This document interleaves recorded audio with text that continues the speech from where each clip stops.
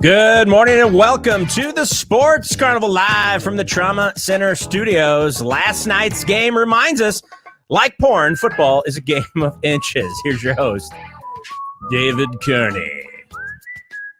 Wow, we're using my full Christian name this morning here on the debut of the YouTube channel, huh? David Kearney. Sounds like my mom. That's right. We're on YouTube now. Thanks, YouTube. It only took 24 hours. Hey, man, we made it. We had to get verified. Who knows exactly what kind of shenanigans guys like you and I are going to get into, right? It probably is a good idea for YouTube to verify, but we're so excited to be here on YouTube this morning. We're super excited to be continuing to stream on Twitch, on Twitter, and on my Facebook profile, which we were not streaming yesterday. So no YouTube yesterday, no Facebook profile, but we still had a great time. And I do just want to carve out 1 second, Chad, and thank the incredible support from all the listeners, everybody that reached out to me throughout the day on various forms of social media or during the program itself. Thank you guys so much. We can't wait. Remember, you can send your comments here, and not that we will necessarily show every single comment, but fuck it, we're not on the radio. So we're pretty much going to show every single comment, especially if it's really off color and if it's really funny. It's go time, baby, because Chad, we're broadcasting live from the Trauma Center studios powered by the Recovery Room. Today, however, is Land Home Financial's Midwest Mortgage Team day here on the program. The Midwest Mortgage Team is the official mortgage lender of the Sports Carnival. If you're looking to buy or sell a home, maybe it's the first time that you're ever buying, or perhaps you need to downsize because you're looking at things and saying, I better get small and get there quick. Give our friends Todd Veracruz and Mike Garcia over at the Midwest Mortgage Team of Land Home Financial a call.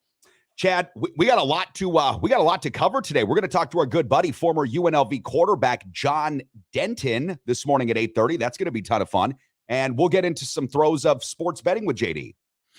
Yeah, looking forward to talking to John. I haven't seen John in a while. I actually saw him the other night, but I haven't, really connected with him in quite a while. And I always enjoy him. And of course, he's got a unique take because he was a QB for a while. He did play a little bit of pro as well, right? I mean, he has a lot of experience. He went to the Dolphins out of college, right? So he left UNLV. I think he went to Eastern Illinois or Eastern Michigan or some. I don't know. We'll ask him again. I can't remember where it was. No place of importance, ultimately. He goes to the Dolphins. He'll tell you the same thing. Wow. He goes to the Dolphins for a bit. Practice squad, plays in Canada. Spends some time in the Arena Football League. Basically, if you were throwing paychecks out there for a guy to sling the football, Jon Denton, for a good portion of his career, was like taking that paycheck. It's interesting, Chad, when I was working for the Las Vegas Locos under Jim Fossil in 2010 and 2011, Jon was actually back in Vegas and started to work with you guys at CBS. Yeah. And I introduced Jon to Coach Fossil, and Fossil's like, well, we got another season. What do you think? You ready to go? And it really did. It took Jon a couple of seconds to really capitulate to the idea that he was done. And he had to say, I'd love to, but kind of like Brett Favre said back in the day, I'd keep playing if they didn't hit me. Well, yeah, that's just the thing. I imagine it's hard to leave, right? Because you love the excitement and you love all the fans and all that. But yeah, as you get older, unless you're Tom Brady, you eventually it starts to hurt. It does me, and I don't play football. Well, listen, this is something that we're going to talk about a bit this morning here, because maybe, just maybe, Jon Denton could come back and play football today. Because what did he say? I could still play as long as you don't hit me. Right. And right now we're starting to see a lot of controversy, Chad. I mean, especially after last night's game, which, we'll spend some time on here. The Chiefs edge out the Raiders by a single point, 30-29, a really, really exciting game. But some of the calls that we're seeing right now are even getting guys like Troy Aikman in trouble. Captain Vanilla. Yeah. If Troy Aikman's getting in trouble with the woke police, there may be a problem. You're absolutely correct. It's hard to believe. Well, him and Joe Buck both, Listen, I know that they've got Joe Buck, Troy Aikman, perhaps at least a little bit more freedom because they're on the Amazon Prime broadcast now. Or excuse me, they're actually, what am I saying? That's the Monday Night Football crew. I forgot that they switched from that. Maybe they feel like they've got more freedom being on the Monday Night crew because they've got this entire platform and they were given the bag. Much like Devontae Adams, who I do want to talk about this morning, who had a great game, but sort of unfortunate incident. So maybe they feel like they've got that freedom. I don't know. I tell you what we'll do. We'll go ahead and take a quick 30 seconds to dust our shoulders off and think about how we're going to deal with the woke police and football coming up next. It's the Sports Carnival broadcasting live from the Recovery Room's Trauma Center studios. Stick around. I can't imagine a week going by without going to the Recovery Room Bar and Grill, 7th and Mississippi Street in downtown La Crosse. I'm serious. If you know me, you know that my favorite restaurant, not just my favorite bar, but my favorite restaurant in all of downtown La Crosse, Wisconsin, is none other than the Recovery Room Bar and Grill. Whether it's their burgers, their pizza, their wings, their gyros, their prime rib, or their fish, it's all good. And the wait staff, my gosh, some of the friendliest and coolest people that you'll ever meet. Matt, the owner, great friend of mine. The Recovery Room, 7th and Mississippi Street. I can't go a week without it. How about you? Now back to the action in the Sports Carnival live from the Trauma Center studios with this tip of the day. Never under any circumstances take a sleeping pill and a laxative on the same night, Dave. Ooh, that's a great tip, Dr. Forster, PhMD. Not a good move. Not a good look. Not even a little bit. You know what is a good look, though, Chad? I've really got to say this. The good look is YouTube firing on all cylinders. Twitch, Twitter, Facebook firing on all cylinders. Neil the Duda is checking in this morning here on YouTube. Neil Duda, good morning to you. Great to see your name pop up. I tell you what, Chad, Neil Duda is another one of our terrific P1s that you're going to get to know because Neil wants to submit to us. Neil is a DJ that also has some secret undercover hip hop that he is going to give to us because, as you know, we used to do Hip Hop Hump Day and the masses, they want that back, but we need original hip hop music unless we get like an estate from Biggie Smalls or Tupac or something. We need Tupac. How do we get it? How do we get involved in that? That would be cool. Well, I don't know, because apparently I was reading a story about 50 Cent this morning, and his kid is offering $6,700 for his dad to come spend a day with them. So 50 Cent's kid is 25, and he's like, hey, Curtis, I'll pay you $6,700 to come spend a day with me, because apparently that's all that kid's mom got in child support back in the day, which he said was not enough. Wow. 50 cents, like 25, like 2 bits, huh? Indeed. Now we're going to get into soft currency, and I'll tell you what 2 bits means. Hey, welcome back to the program. If you are just waking up and tuning us on here to the Sports Carnival, welcome. Don't worry, if you ever miss a thing, there's a plethora of different ways in which you can re-engage with the Sports Carnival throughout the day. Like I've mentioned, we're all good to go on our YouTube channel. As soon as the episode is over, it will live on YouTube. You can watch this on our Facebook, on my Facebook profile, on Twitter at The Sports Carney, on Twitch at The Sports Carney as well. And we're going to start to put out littler pieces of this program. Started to do it last night, Chad, on Instagram. We'll put it up on TikTok. We'll be placing this thing all over the interwebs, so to speak, for you to find and enjoy in case you can't make it to us live. We've got Jon Denton, our sports betting insider, Chad, coming up at 8:30. John will talk about some of the big matchups in the NFL this weekend, as well as college football. Now, we're not going to get John to really hone in on his picks because he told me over a text that he doesn't have that really dialed in till about Thursday or Friday. But we're going to look at a number of different NFL matchups this weekend that have some importance to us, as well as some college matchups that have some importance to us as well. I like that Morning Woods checking in this morning, says breaking news out of Green Bay. A woman believed to be Zach Wilson's mom has been seen. Apparently, she was seen at Quick Trip buying candy necklaces. And you know what's up on Halloween if they've got candy necklaces at Quick Trip. I love how he puts Quick Trips in there, too. A little plug. Nice. That's cool. A little plug. Hey, you know what? I forgot to do something. We're going to get this, too. The Morning Wood poll question. Yes. Because I want you popping up just like Morning Wood and taking this poll question, okay? So, Kyle, we're going to get to that coming up this week. It's been busy. We've got a lot of different stuff to cover. Wow, look at this. This is from Foreman. Back in high school, we used to take Viagra. Watch gay porn and First to Pop Wood loses. Foreman. What the hell is going on in Wisconsin? That's no judgment here, though. I'm not judging, but that seems a little odd to me.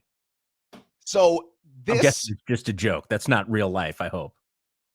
With Foreman, that's a TBD. I can't confirm or deny that. But what I will say is this.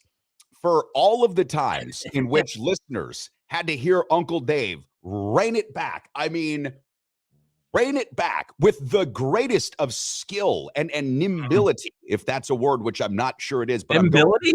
Yes, being very nimble. Okay. I'm not sure the word. It's fine. We're going with it. This is the kind of shit that Foreman would send me, that Kyle would send me, that Breacher would send me, that actually 60% of you guys and gals would send me, that I could never put on the show. But we had this incredible running dialogue on the talk and text line chat. It was really epic. It's like we had our own, there was 3 or 4 conversations going on at all the same time. Let me ask you this. So if you're on the radio, can you, was it the gay porn or the pop wood? Would you not be able to say in this instance? The whole thing. It's Midwest context. It's Midwest sensibilities that just don't need to really be assaulted at, let's say, 6:13 in the morning when Foreman's sending something like that in. Oh.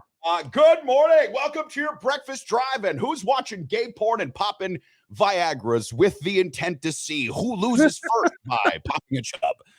That's not something that I was planning on doing at 6 in the morning on a radio station. Now we're in a different space. Yeah. Yeah, that's I don't even know what to say, to be honest with you. I'm a little thrown off. I haven't heard gay porn and Viagra references this early in the morning in my whole life. And I'm welcome to the Sports Carnival, Chad. Welcome to the Sports Carnival. That's why we call it the Sports Carnival, because it's a madhouse in this tent. This big you betcha. You betcha. And listen, like most carnivals, everything's fine. You go in, you have a good time. Everything's just fine. Eat some peanuts. Right. Unless you're, of course, heavily allergic, which whatever. But you go into the carnival, you think mostly fine. Well, sometimes it just doesn't work out like that. So there you go. And now we're in one of those spaces. Let's ratchet this back to football, though, Chad, because last night, Monday Night Football, saw a couple of AFC West teams, and a lot of folks thought the AFC West was going to run away by far as the best division in football, and it hasn't worked out that way. But we saw a couple of AFC West teams with some familiar faces. Well, at least one really familiar face for us Packer fans, Davante Adams on there for the Raiders, who had a great game. And look, the Chiefs win 30-29. That's how it'll go down in the record book. But there was so much more to unpack in last night's game. And that's kind of what I want to talk about. The Raiders are maybe the best 1-4 team I've seen in a long time. Yeah. They've lost every game by an inch. They've given up 2 17-point leads so far this year. And I'm not sure that Josh McDaniels is a good coach. He was not good with Denver. We'll see how this works out. The game was interesting, but the things that interested me the most, Chad, 2 different things, were the way that the game was officiated and then the way that Davante Adams reacted to the way that the game ended. So let me start with this.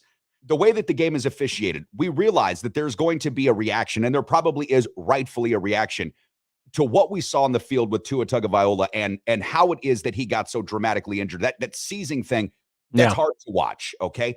Parental participation and therefore children's participation in football, youth football, is down something like 64% over the last decade. Parents are watching that shit and saying, not for my kid. Understandable. Right. Yeah. But this is still a professional game. This is not Pop Warner. This is not college. This is not high school. These are professional men who have a player's representation in the union and have signed contracts with the full knowledge that they will, by a lot of different metrics, be injured, most probably, not possibly, but most probably in their career, have surgeries most probably at least once or twice in their career. My point is this: when do we, as a nation of overreactors, pull back the reins on what people have willfully decided to engage with? What people have said, I will go do for this amount of compensation. Now, it's not for me to pick and choose what people go to do for a living. It's interesting. You wear one uniform and make $40,000 a year, and you're a hero, and you could risk your life on a daily basis. You put on another uniform, and you're supposed to now be the most concerned parent in the entire country. You signed up to be a gladiator, and now you're in a gladiator sport. You're going to get tackled. Shit's going to hurt. Chad, am I completely off on this? Or are we getting to a point now where the reaction police are starting to infiltrate even the professional ranks of sports, which, listen, these people know what they're in for. Well, I think the thing with Tua, though, was because of the back-to-back injuries and the lack of reaction, probably underreaction on the first injury that he had. It was the second injury that I think threw everybody and pushed everybody over the top. And obviously, they have to be cognizant of it. And the other thing is the NFL is a victim of their lack of attention to CTE at the very beginning. And some would say they tried to bury that. So I think that there's a twofold situation here. But yeah, right now, if you just jump back into the arena, kind of like I have looking into this, it does seem like it's getting a little bit out of hand. And when guys like Troy Aikman are getting in trouble, I think that's generally a good indicator that you might have gone too far, because I mean, that guy's as vanilla comes. So Packer fans hate Troy Aikman and Joe Buck with a passion. Punishing inflation. Wow. I think I possibly had a Fox News thing come up on there. Sorry about that. We'll get them muted. Troy Aikman and Joe Buck are two of the most hated announcers in the entire in the entire Packer nation. Okay, they really are. But you're right. Troy Aikman's about as vanilla as it comes. If you didn't hear what Troy Aikman said on the broadcast last night, and I'm not trying to make this as like, yeah, the rallying cry or whatever, but Troy Aikman was urging the competition committee. He urged the competition committee, to quote unquote, take the dresses off. All right. Now we know that in today's society, you can't say that. It's a hot button equation of females to not being strong, which is obviously not the case. But I see what Troy Aikman's trying to say here. And it's got to be difficult for a former American football quarterback who took some of the most bruising punishment and was asked to stand into the pocket, regardless of a stout offensive line or not, and get hit by the likes of Lawrence Taylor, get hit by the likes of Refrigerator Perry, right? Like you stand in there and you take those punishments. And when you watch the game and you see what's happening to it now, it probably is some sort of a knee-jerk reaction at a certain level to say something like that, because you're just thinking in your own mind's eye, I didn't get this kind of treatment. What are they talking about? What is this?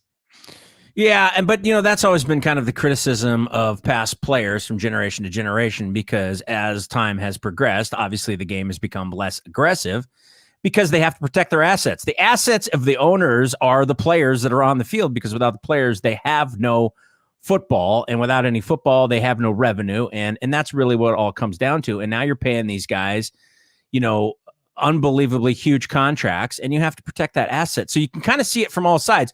So sometimes I think, I get kind of pissed off when these guys are human beings and they're looking at them strictly as assets. Let's not kid ourselves here. That's really what this is all about. If they weren't paying them as much money and they were as interchangeable as they'd like them to be, I don't think you would have as much of emphasis on protecting them, because they didn't before. Well, you're right in a number of different facets here. They are assets. They should be protected. And I'm not trying to diminish in any way, shape, or form the health and safety of the players, because that is important. But here's what we do know. And I know that players don't want to get into this because it makes them look funny. What we do know is this: there are things that you can wear. And we used to talk to people from Shut Sports that told us about helmet designs a decade ago that would effectively end concussions. There are things that they can put over their standard helmets now. They wear these things in some of the OTAs and the preseason camps to avoid concussions. Basically, wearing one of these big padded deals lowers your risk by about 20%. The point is this: the players are also to blame here, because the equipment is available in many ways to demonstratively lower their chances of injury, but it doesn't look cool. Okay. And the players get to choose their own equipment and apparel lines when it comes in. Now, you're given X number of certified distributors of equipment. You can wear Shut, you can wear some other things, and maybe Shut now is the only manufacturer. I don't know. I'd have to look. The point is, you can look your way, and that's something that they're going to completely leave up to them. But if players wanted to take it into their own hands as well, they could. It would just look a little bit different. Well, I remember back in the 80s and 90s, I want to say Don Beebe was one of the guys that had that extra shell. I don't know if you remember Don Beebe, played for the Buffalo Bills, wide receiver. I remember him off vaguely now, yeah. And at that time, they had like it was like a shell of a turtle going over top of the helmet, if you will. Oh, that's right. So, yeah, and that was way back then. And of course, I think, and there might have been one or two other guys that did that, but that's the one that sticks to mind. And I think you're right. A lot of these guys look at it like, well, it looks kind of goofy, and does that diminish my manhood at all? All those kinds of things. I mean, I think you really have to look at it like this. Do I want to be eating soup out of a spoon when I'm 40 years old and retired because I can't function? Or do I want to be able to have a sustainable life moving forward, a livable life moving forward after you get out of the NFL, because what's the average of an NFL player? Like, it's like 5 years, or I mean, it's a pretty short period if you take it in the aggregate. It's really even shorter than that. I think the average career of an NFL player is right around 3 to 3.5 years. That's why for most of these players, they never actually get their fully vested pensions, because to get a fully vested pension in the NFL, and I don't remember the exact metrics, Chad, but it's something along the lines of you have to be in uniform, start or play X number of snaps on a percentage basis for X number of years in order to qualify, which most players, just by a large percentage, never make it to, right? They just never make it there. That's why you see the NFL as opposed to the NBA, the NHL, which, by the way, puck drops on the NHL tonight. I know that there are some NHL fans, Chad, that listened to the show previously. You guys know I'm a Vegas Golden Knights supporter. I always will be. Vegas is going to, I think they host the Kings this evening, and Tampa Bay, the Lightning, are playing the Rangers. A couple of really good games to start the NHL season. But I just think that, peeling it back to just, the idea of doing this and being older and what this means injury-wise, it's just, it's something that they're going to have to consistently consider at all times. But I think there are things that players could do if they wanted to seriously mitigate some of the damage that they would be getting into. Well, and I think the other things that the players have to think about as well is the watering down of the game too, right? Because that does affect expansion, you mean? Well, no, I mean the watering down of the game. I mean, obviously there's rules and rule changes and overreactions that are there to protect them, but it also we start having these kinds of conversations. And granted, obviously it's going to take a long time for the NFL to ever whittle down their audience. I'm just saying it can lose some people to participation in watching and consuming the product because it becomes watered down. So, I mean, there is a fine line they have to walk. Yeah, the comment that's coming in here from Neil the Duda, this is kind of going back to what we were talking about, getting pensions and people getting injured and how long they're going to last for. Yeah, there is a reason they say the NFL is an acronym, not for long. It's also the no fun league. There's a number of things that you can put on there, but you're right. The not for long part of the NBA or the NFL, excuse me, is something that we've talked a lot about. Now, the NBA conversely is actually known as never broke again. Because once you go into the NBA, you're never broke again. Those guys make a fortune, and they do so pretty much from the very beginning. Chad, I guess my final thought there on the NFL and going back to, just the whole way that the NFL is structured, the fact that guys are so disposable. The NFL is the only league, as opposed to the NHL and the NBA, which is where I was going, that has 50% of their players non-drafted. Those 50% of the NFL players are non-drafted, which is something that you just don't see in those other professions. Well, the other thing is that, no guaranteed contracts either. The guaranteed contracts that they have in other sports, it makes it a little bit. It's changed a bit, but I mean, back in the past, especially, you could literally have a career-ending injury and be effed after that. I mean, sure, you could have this huge contract, but that's the risk you take. You go out on the field, you get one of these head injuries, you're not going to be able to work again. I mean, all of those things have to be considered with these guys. And that's why we've seen a lot of guys, like I think you said earlier, exit early, right? Some guys that had some left in the tank and they decided, you know what, I'm not going to do this anymore. I'm not going to subject myself to this. I don't want to be putting a gun in my mouth later on because of, adverse effects from CTE. Yeah, and that's real. And we started covering the CTE sort of debate a decade ago in Las Vegas on the Over Under show, Chad, that you were hosting at the time, because Junior Seau, who was a hugely popular guy in Vegas and really the whole West Coast for the San Diego Chargers, now Los Angeles Chargers, when he committed suicide, it was big news. And that really started to unpack the layers. But as you and I talked about too, there's a lot more that goes into it than just that. I mean, the players and what they get when they're playing and what they don't get when they're not playing, that changes a lot. Now, if we can, I want to change gears just a bit here. Coming up at 8:30, we'll talk to Jon Denton, our sports betting insider, former UNLV quarterback. We're going to look at a number of different NFL games. I just want to get John's overall reaction to some of the lines that are out right now. We've also got a couple of different college matchups that I want to talk to Jon about, including the Wisconsin Badgers going up against Michigan State. That should be an interesting game. Jim Leonhard and the Badgers put the hurting on Northwestern 42-7 in Jim Leonhard's debut. But I want to talk about, Chad, Davante Adams. So we started off talking about Monday Night Football and Troy Aikman saying to the competition committee, hey, it's time to take off these dresses. Look, I'm not asking you to agree with that take, and I don't even think that was probably the right way to say that, knowing the backlash that you're going to get. There are a number of different ways that you could have made that point, Troy. But I kind of feel what Troy Aikman's getting at. Now, whether that was the tact, I don't think it was. And what that gets him, we'll see. But the other big storyline, especially for those that like watching the Raiders not win, is what Davante Adams did at the end of the game. This is real here in Wisconsin. Davante Adams is probably still at this time the number 1 or number 2 wide receiver. I mean, he's top 1 or 2 in the NFL. And last night he balled out. He really did. He had a great game. However, the Raiders come up a point short. Josh McDaniels in the fourth quarter, there's still 5 minutes left. He could have tied the game on an extra point, but they decided to go for it. Josh Jacobs doesn't get in.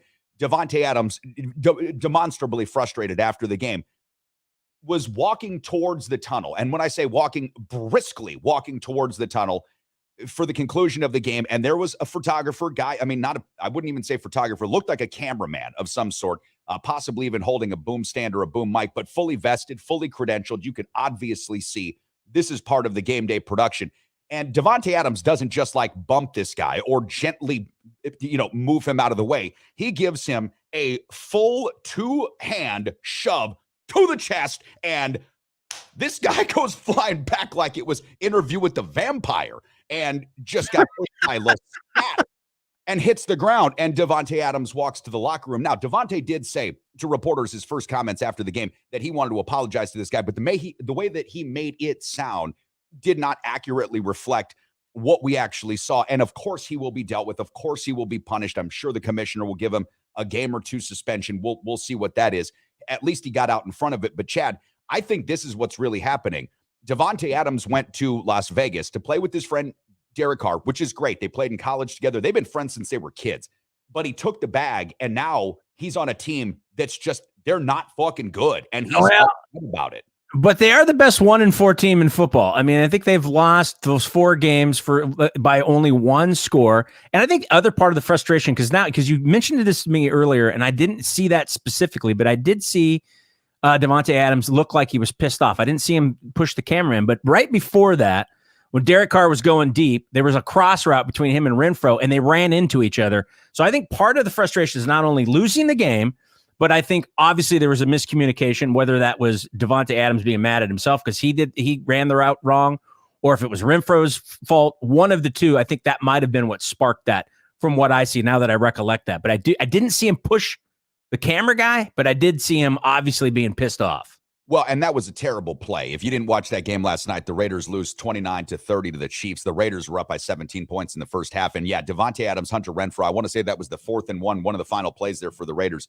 Yeah. And it was a great route. And actually, I mean, Derek Carr, who had been throwing the ball very well. Derek Carr is not a bad quarterback. I know that he doesn't get a lot of Hall of Fame sort of accolades, and he probably isn't a Hall of Famer, but he's not a bad quarterback, and he was having himself a game. Well, Renfrow and Adams were either not coached to be in the right position, had a brain fart themselves, or Derek Carr called the wrong play, right? It's one of those 3 things. Yeah. And I can see why Adams is frustrated. And this is something that we're starting to see across the National Football League through 5 weeks this year. We're starting to see folks call to the carpet, these coaches who have little to no head coaching experience, especially in the National Football League. They're starting to get called to the carpet for doing not a very good job, which is not ultimately that surprising. We talked about Matt Rule, and we'll go back to Matt Rule because I want to show you a graphic that we put together this morning about his ineptitude and what will have to happen next. Matt Rule was never a head coach in the National Football League.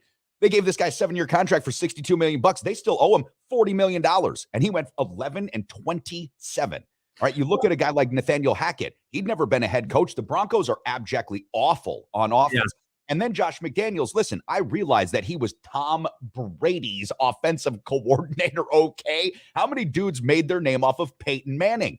Bear fans, you remember that last guy that made their name off of Peyton Manning. How'd that work out?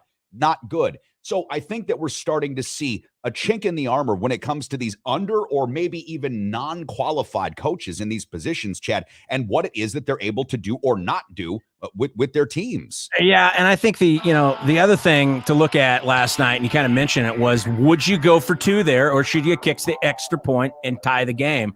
So I think he's going to get criticism on that as well, and then the snafu with that play call at the end of the game when they had a shot at possibly going to the end zone to Davante Adams. So I think both of those are causing frustration this morning. Well, they should. Devontae's probably going to get frustrated when he loses about 2 game checks. We're here on the Sports Carnival, broadcasting live from the Trauma Center studios. Coming up, Jon Denton, sports betting insider, going to join the program. Stick around. It's always great to have awesome friends in an industry, especially if that industry is real estate, in particular, mortgage lending. I've got a couple of great friends in the mortgage lending industry, Michael Garcia and Todd Barracuse, Land Home Financial's Midwest mortgage team. If you're looking to buy your first house, maybe you're a seasoned real estate investor or you're a real estate professional, give my friends Michael Garcia, Todd Barracuse at the Midwest mortgage team of Land Home Financial a call today. Preferred Insurance is the official auto, home, business, flood, and life insurance agency of the Sports Carnival, serving folks in La Crosse and surrounding areas with licenses in Wisconsin, Minnesota, and Iowa. As an independent insurance agency, Preferred Insurance is free to find the very best insurance for you, your family, or your business needs. Call my friends at Preferred Insurance today and set up a free consultation. Remember, working with an independent agency means Preferred Insurance works for you, with you, to find the best solutions at the best prices. Now back to the Sports Carnival live from the Trauma Center studios, where we understand stealing ideas from one person is plagiarism, but to steal from many, Dave, it's research. I love it. I think that's absolutely right on. I've told you before, lies, damn lies, and statistics. Once you start to add in enough words, they become statistics, and then you can just get mixed up with all the lies and damn lies. Yes. Oh, look at who we've got joining us here. Sports betting insider, Jon Denton. Johnny, Utah, coming at us from parts unknown near Omaha. JD, what's shaking, baby? Top of the morning to you guys. Happy Tuesday. Happy Tuesday. Happy Tuesday to you, John. So, John, we've been off for about 5 months. The listeners, they asked for it. We couldn't stop hearing it every day somewhere. Come on back, guys. We miss you. We miss making money with you. We miss talking football with you, yucking it up a bit. And now we actually get to see you, which is even better. You dress up well. So how have you been? For those that haven't been keeping up with all of your travels last 5 months, how you been, JD? Been very good. Working, supporting the family, getting supported by the family, running around, chasing these kids all over. As everybody knows, I got one in college, senior year, about to go start the final year of the track season. So she's preparing, and just family, work, golf, fishing. Just sports betting. Making a little cash. So basically, you're living every American male's dream. That's kind of the way it sounds to me, Chad. John, of course, was blessed with this incredible arm talent, which made him an elite quarterback. He could jump a lot, which made him a great basketball prospect. And John, I was talking to somebody the other day as I was hacking my way through a par 3, how it interests me that all of you guys that are quarterbacks, every single quarterback that I've ever met that's been like an elite quarterback, every single one of you is damn near a club or a scratch golfer. How is that? Well, for me, it became part of the side betting stuff back when I was in high school, right? So you'd always go out you had guys on the golf team, and you'd go out and do the old the Woody Harrelson thing, go out there in kind of a messed up uniform and goes, man, hit a couple slices, right? Let me get 8 strokes. You win by 6 or 7. You hustle off the field, hustle off the course, get out of there real quick. For me, and my pops always took me out too, so. And he was the one obviously teaching me some quarterback skills right there. And he was like, every good quarterback knows how to hit a fade, a draw, a slice, all of these shots. Learn them, get them. It'll help you out later in life. I just wish the arm talent would have helped me out later in life. I'll tell you what, I golfed one time. It was the only time I ever golfed, and I swear a lot as it is, but I came up with new creative curse words when I was out there. That is one of the most frustrating things I've ever done in my life, trying to hit that ball straight. I think, and I don't know, maybe you can answer this. You probably played a little baseball, but I played baseball if I ever picked up a golf club. And I think that throws you off, and you have to try to unlearn to not hit a golf ball like a baseball, because it doesn't work. It's definitely not. And that's usually when you either get that really high right slice, or you get them going down the third baseline at other parties, at other fairways, which isn't good. I had the highlight of my golf career, fellas, a couple of weeks back, and this was not on a par 3, but just a regular course, and I bogeyed a par 3. and I did it all by myself. No, I didn't need to play best ball. I bogeyed the par 3, and I felt so amazing about it, guys. I really did. And now I can see why. I told everybody after I played that day that I can see why you get into golf, because you can have, Chad, the worst performance on 17 of 18 holes, but you have one hole that goes good. You get the feel of that ball, the way that you hit it, and you're hooked, and you want to go out again and again and again. I don't want to be Captain Pedantic, but I think you meant birdie, right? Isn't bogey negative? No, I bogeyed. I went one stroke over. Oh, yeah, okay. He was happy just to fail a little bit. Okay, he was happy just to fail a little bit, not a whole lot. Yeah, absolutely. Absolutely. Sorry. No, I got it. Believe me, we would be hearing it if there was a birdie made on the course for sure. Well, if there was a birdie on a par 3, that would be called an eagle, and that would be fantastic. John, now that we've gotten through some pleasantries, I made a little graphic here this morning in chat. If you'd be so good, I want you to pop it up for JD here. I put together just a look at some of the NFL games coming up this weekend, JD, as well as some of the college matchups. I kind of wanted to get your take on here. The ones that we've got highlighted in yellow, of course, have to do with us right here in the state of Wisconsin. Let me start off on the college side because I want to ask you about Wisconsin at Michigan State. Wisconsin now with Jim Leonhard as head coach had a really good start to the Jim Leonhard era, if you will, beating Northwestern 42-7. Michigan State, at home, last year they were pretty good. John, talk to us about this game. I don't know how much you've dug into it, but do you agree so far with the odds makers that Wisconsin should be favored by a full touch? Yeah, I do. Again, I think I listen, going back a couple of weeks, do I necessarily agree with the firing of the coach and all that? I don't think so. I think there was I think we're just caught up in this type of environment in college. But when you look at who it wasn't just somebody an older guy or an established coach. They got a guy in there that is trying to literally win that job, loves the school, his background's there. So I think you're seeing a different Wisconsin team. They looked really good last week when they came out firing. I think they were up 28-0 at halftime. So he's got these kids motivated, right? Probably in some way playing for the old coach in some way. And I think maybe 7's a little bit shy. You probably see that number go up towards the end of the week. But if I had to play it right now and the game was starting, I'd play Wisconsin -7 for sure. I do think Michigan State does give you a little tough test at home, but Mel Tucker's starting to look more and more, I don't want to say like a fraud, but like he banked on that one running back for that one season, got a paycheck, and now the cupboard's kind of bare because the recruiting classes weren't as stellar as people thought they were. So I would take Wisconsin -7. Yeah, and I like that. I like that take about Mel Tucker because I was trying to unpack that as well. The Michigan State Spartans had a really interesting trajectory, turning from one of the worst teams in the Big Ten, John, to one of the betterer teams, at least in that half of the conference. And now I think I get what you're saying. It was probably due to that one particular running back, and the guy's name is escaping me right now. But let me Kenneth Walker, I think. Kenneth Walker. That's who it was. Let me stay in college here with you because so far this year. And for those that have gotten to know us personally and individually, we've shared some of your picks with them so far this year, including one of our incredible sponsors, Kyle Cable of One Trust Real Estate. You've been nailing it this season in college football. So I want to ask you about this other game, the Illinois Fighting Illini, now number 24 in the nation, John, their first entry into the AP Top 25 since I want to say 2011. And this is coming off of that big win at Wisconsin, of course, and followed up last week by another win. They're playing host to a Minnesota Golden Gopher team who, listen, I haven't watched this year, so I can't say. I think PJ Fleck's a very good team. But tell me why, John, you think Minnesota is getting nearly a full touchdown on the road against a now ranked Illinois team? Well, I think it's just a product of what you've seen recently from Illinois, right? They've been playing well, but I think it's defensively, right? They've climbed the ranks in a bunch of different rankings from the defensive side of the ball.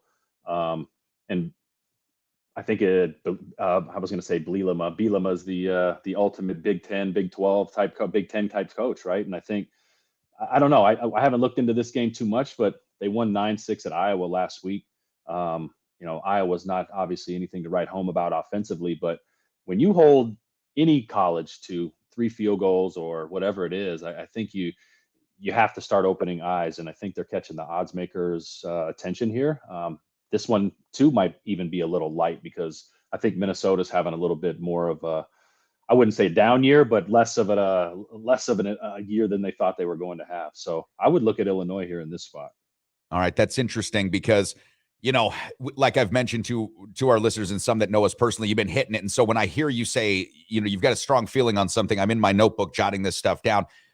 One other thing I do want to mention, the numbers that you're seeing here in front of you are sort of a combination of numbers from across the spectrum.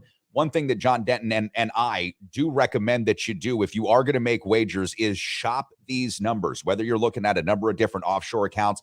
Perhaps you're listening to us in a state that has legal sports betting. Congratulations. Your state's legislature got right and didn't fuck that up. But needless to say, shop around and do your best to find the best numbers. John, let's jump over to the NFL for a second here because I want to talk about the Green Bay Packers hosting the New York Jets this weekend. Packers 7.5 point favorites right now in a lot of different shops. You might be able to get this at 7, but I'm starting to see this get bet up to about 7.5 and even take it into 8. It opened with Green Bay -4, but now we're sitting there at 7.5. John, the Packers have been worrying a lot of fans, including myself, over the last couple of games. And while the record doesn't seem bad, it's 3-2. It is what it is. Coming away with the loss in London to Daniel Jones and the New York Giants, who are playing good football on the heels of nearly losing to not just Brian Hoyer, but this kid Zappy and the New England Patriots at home at Lambeau Field has left some Packer fans, I should say, a little bit concerned about what this team is and where actually they can go. What are your thoughts on the Packers in general? And then what do you think about the number on this game versus a Jets team who is surprising us by playing some pretty good football this year? Well, I think, again, I looked at some of the statistical where they were at now, where they were at last year. And I think the loss of Adams is huge. I think when you look at it's even more impactful negatively for Aaron Rodgers than I think he even thought, maybe even they thought as well. He's 20th in QBR. He led the league last year, or he was leading the league. He may have even ended up leading the league. But when you look at the guys that he's throwing to, how do you say the guy's name? Dobbs? Romeo Dobbs, yeah. And then you look at the Mercedes Lewis caught a ball last night. He's got to be in his 40s. And then Deguana. I thought Joe Deguano's son was signed off of the practice squad. About that all the time. Right? As soon as I saw that, I was like, is there a Deguano on the team? I was like, you got to be kidding me. Right? I was getting ready to tweet at him. But I think clearly the end zone angle, the last play, the ball was batted down on the NFL Network. Right? It was an RPO. You could tell because the running back definitely run action is live. He's not just faking something and stuff in the run or stuff in the block, right? He's actually trying to get up in the hole and he hands the ball off. It's either a first down, potentially even walks in the touchdown. So I just think it's the way that they're winning and losing that is kind of concerning to me. It's not the fact that they're 3-2 and everything's okay type stuff. They're just not playing sound football. And when you look at the Jets, right, and I think it's one of those things you're seeing that line increase probably early week because of probably buy low. The buy low kind of trend from these cappers, right? They're getting Green Bay, who at this point, probably at the beginning of the season, this game was rated, they'd probably be 10, 12, 13 point favorites at this point, right? So they're buying low at this point and trying to middle something if they can get something in the 10.5, 11 point at the ending range. But listen, they're fragile at this point, right? There's some locker room talk going. Aaron Rodgers doesn't like people talking about losing next week. So whatever it is, but I do think, the Jets, they're young, right? They kind of have the blinders on. And they're a scary team at this point, just because, you don't want to give some, it's like giving that wounded dog, right, extra life, right? And I think that's what's happening with the Jets. They got their quarterback back. They got a good leader. So I'd be careful if I were the Pack for sure. So Jon Denton, our sports betting insider and former quarterback here, would probably have more information on this particular subject than any of us. And John, I know this isn't what Packer fans want to talk about. It's almost like something that we're supposed to never even imagine would happen. But I'm watching Rodgers this year up close and personal, and I'm really watching him every single throw. I'm taking every single throw, and I'm trying to see this stuff. I was there at the Bears game. Packers win. They beat the Bears, still owns them. All that's great. To me, John, it looks like Aaron Rodgers is getting older. And I'm not saying old. I'm not saying he can't play or he can't be an effective quarterback or he can't win football games or lead this Packers potentially to a Super Bowl if everything works itself out. But what I am seeing, John, at least in my eyes, is a quarterback who's getting a little bit older. I mean, some of the throws that he's not making to guys that are trusted wide receivers like Randall Cobb or others are throws that seem to be the product of getting a little bit older. Drew Brees worked with a much more limited arm for the last 3, 4, 5 years of his career. He was still an effective quarterback from a ratings and a percentage standpoint, but he couldn't get the job done when ultimately the Saints needed him to get the job done. Am I looking too much into that right now, John, or is this much ado about nothing and it's a lot about the receivers and Rodgers just not being on the same page? I think it has to do with a lot of the variables coming to head at once, right? I think no off season, right? Didn't have, or I should say no off season. He had an off season. It wasn't an off season spent with the wide receivers, right? Gelling. So you look at how many reps that they've had, 4 games, 5 games in, they've run probably 70 offensive plays, 350 reps, let's say, as an offense. That's probably what they would have gotten had he had been there, right? So whether or not they come out of this funk, I'm not sure. But I do think when you take a piece like Adams out of the equation, that's his comfort, right? As a quarterback, when you take that away from somebody and you're left to try to find comfort somewhere else very quickly in the heat of battle, the trust factor comes out, like you're saying. And also, right, and being that statue or being that 40-something in the pocket, right, less nimble, right, more used to throwing to a spot and having somebody go get it, right, now doesn't have that, right? So all those variables that I was saying are all coming to a head, which makes him look older. It just makes him look old in the pocket. And you have to age well in the pocket to be successful, is what I used to say. I tell you what, who aged well in the pocket? BB King, man. He could just keep it right there in the pocket, had some great licks, and he knew how to sit down. And maybe that's what Rodgers needs to do. Maybe he needs to get a rocking chair like BB and just kind of like have people bring him out the wide receivers, and he just hands the ball to him, and they go out and do the rest for him. Some ayahuasca or something before the game. Yeah. Hey, listen, we've got to plan a Sports Carnival trip. Who's going to Peru? Huh? This guy. Who's going to go do the hot sauna? Me? Yeah, I'm with you. Hey, John, it's been fun catching up with you. We'll have you back on the program next week for sure. Thanks for all of your contributions. And don't forget, follow John on Twitter at Johnny Utah, JONNY_YUTAH. Thanks, brother. See you guys. Now more than ever, if you're looking to buy or sell your first home or perhaps an investment property, you need a full-time dedicated real estate agent who is up to date on all the latest trends and analysis and is ready to give you the kind of service that you deserve.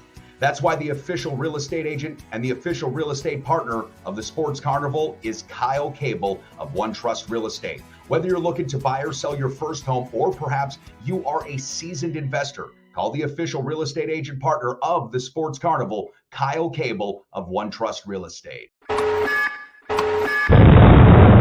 Hello, this is Professor Fission for Nuke and Nuke Light, the world's first nuclear beer. Brewed and nuked in 1956 and recently found in Warehouse 14. How's it still fresh, you may ask? Well, thanks to our friends Cesium-137, Stromium-90, and Plutonium-239, these beers will stay fresh for another 90 years. Not only does Nuke and Nuke Light have 10 times the kick, but you're sure to be a hit at the party because it helps your urine glow in the dark. Nuke and Nuke Light. Pick up a case today before it melts through your grocer's floor. And Duluth Care. Yummy.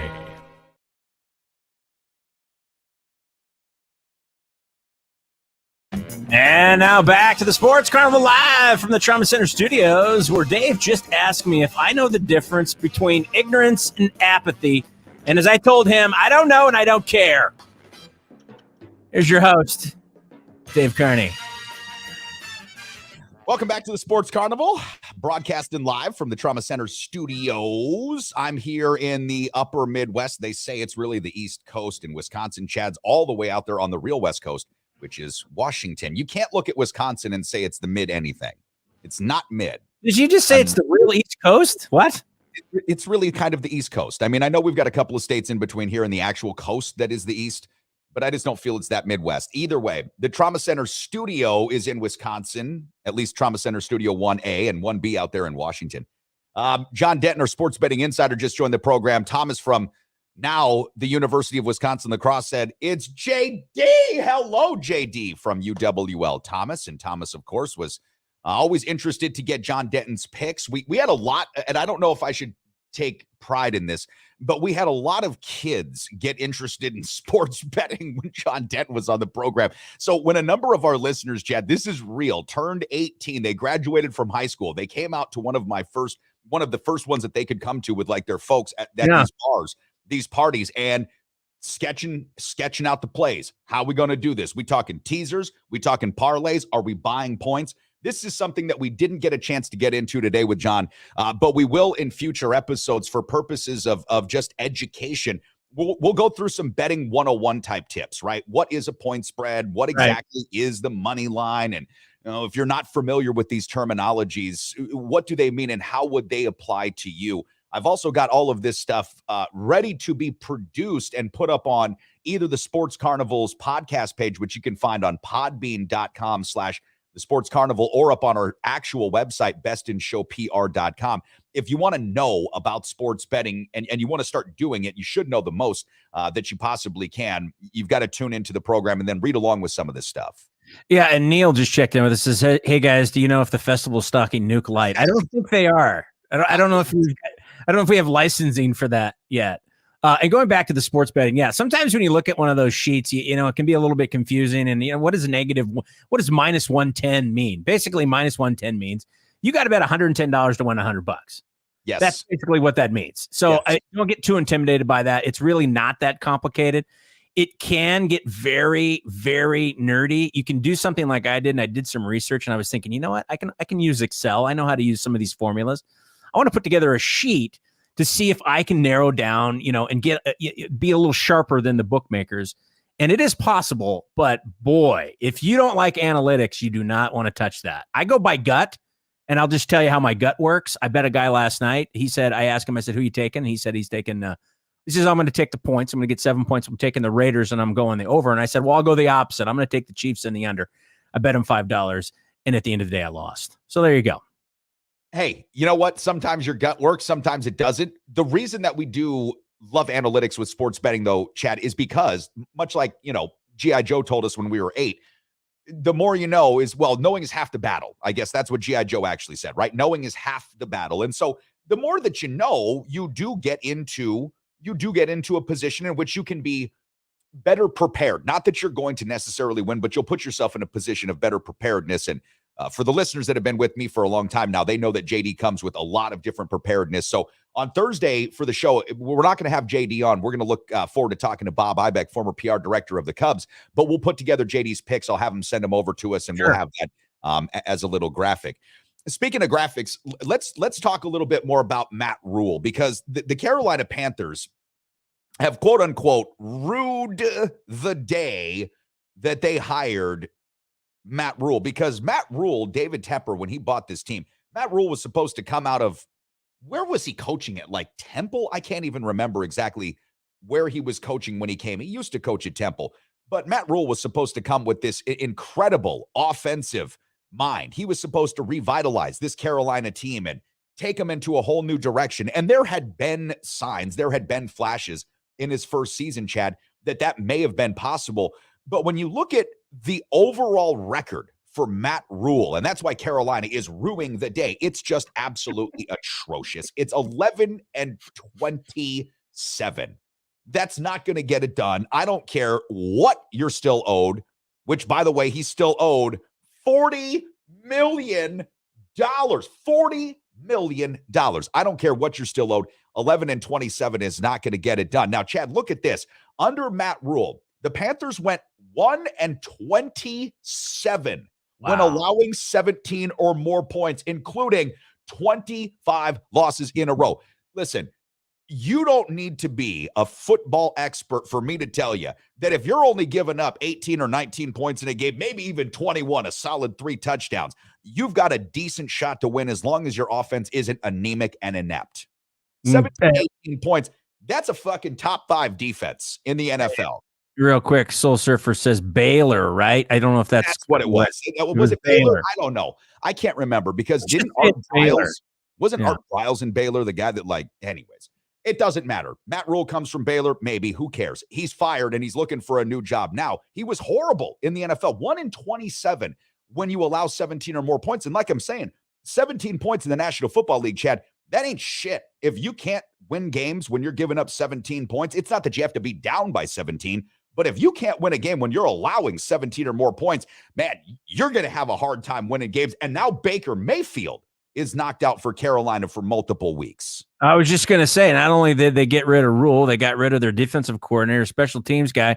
And yeah, Baker Mayfield has a high ankle sprain and he's out for a couple of weeks. So that might be the best thing that happened to him of all. If you're a Carolina fan, you might as just pack in this year. The season's over with for you. You're obviously not going anywhere. So now it's about a rebuild, and that's what they're going to do. Now, interesting, I don't know if you saw that. I think I sent it to you. There was a rumor, I think it was Ian Rappaport, is that his name? Yeah. That said that possibly that Rule would be going to Wisconsin. I don't see that happening. Do you? Not even for 1 second, because Jim Leonard, like Jon Denton talked about, is a guy that Wisconsin wanted. This is a Wisconsin guy. If I know one thing about living here in Wisconsin, they love taking care of their own. They really do. Jim Leonard's going to get that job. Barry Alvarez would probably come back as a full-time athletic director just to keep Matt Rule away. And here's the other thing. When you come from a stretch like this, 11 and 27, the stench of your lack of success at your last stop is really going to preclude a top-tier team of any ilk to want to sign you. I can't see anybody right now, like of note as far as a big time school. I can't see anybody wanting to reach out to Matt Rule right now. He just simply couldn't get the job done. This looks way worse. I almost wondered this, Chad. Do you think Cam Newton gets a call back from the Panthers? Maybe. Well, and as Soul Surfer says, and Christian McCaffrey possibly going to be traded. So so they're really tearing this thing apart. They're like Danny Ainge in the NBA. They're just going to strip it down and start over, man. Hey, listen, the McCaffrey trade was something that was on the table this offseason. The Carolina Panthers were expressing a complete and open desire to trade McCaffrey for Deshaun Watson, who ended up signing with Cleveland in that big trade. So McCaffrey had been on the block. It doesn't surprise me. Look, the Panthers, they're a mess, and it really is too bad because you think about where that organization was not that long ago with Ron Rivera as their head coach, Cam Newton as an MVP in the NFL, right? And a team that lost big time, but a team that went to the Super Bowl was 15-1 in the regular season. Choked that game away. That game away. It still angers me to this day. I was so pissed off because I hated the Patriots, and I'm like, they were kicking their ass at halftime, and I'm like, this is it. Yes, they're going down, and then they ended up choking it away. It still pisses me off. Are you talking about the Patriots or the Broncos? No, I'm talking about when didn't the Panthers play the Patriots? They lost to the Broncos. That was Peyton Manning's final Super Bowl. That's when Von Miller won the MVP. No. I thought the Patriots Super Bowl that you're talking about, we were at Jerry's Nugget in Las Vegas hosting a big Super Bowl party, and the Seattle Seahawks just needed to run the damn football. And they didn't. Russell Wilson throws that stupid fade or that little, slant route and costs us $700. I thought maybe I'm recollecting incorrectly, but I thought for sure the Panthers lost to the Patriots in the Super Bowl. They lost to the Broncos. Trust me. Probably right. It's too early for me, Dave. It's 6:58 here in the West. So see, and I didn't want to tell you what was going to happen in the future here because it's already 8:58 where I'm sitting right now, and I know this is crazy, but it's like a time machine. We're in the Trauma Center Studio time machine. All right, before we wrap up shop, thanks again, Chad, to Jon Denton, Johnny Utah on Twitter, JONNY_Utah, YUTAH, for joining the program. Thank you to our presenting sponsor today, Midwest Mortgage Team, Land Home Financial, Mike Garcia, Todd Veracruz. Thanks to our insurance, our official insurance provider of the Sports Carnival, Preferred Insurance, Auto, Home, Life, Flood, Business. Preferred Insurance of La Crosse is your insurance provider, and Kyle Cable, One Trust Real Estate. Buying or selling a home, or you're an investor, you got to give Kyle a call over at One Trust Real Estate. I will see my friends at the recovery room just a little bit later. Chad, I'm going to go over there for some lunch after the fine folks from the La Crosse Tribune leave the Trauma Center studio. They're doing a video interview here this morning at 11 o'clock. You're big timing today. Good for you. I look forward to seeing that. Yeah, it's going to be awesome. 30,000 followers coming our way, baby. Let's do this. Yes. We wrapping it up? Might as well. We're getting there. 15 seconds. We can say bye. Thanks to everybody for checking in here this morning with all your comments. Love that. Is he going to the Falcons, dude? No way. Arthur Smith's going to do fine. All right. See you tomorrow. See you tomorrow.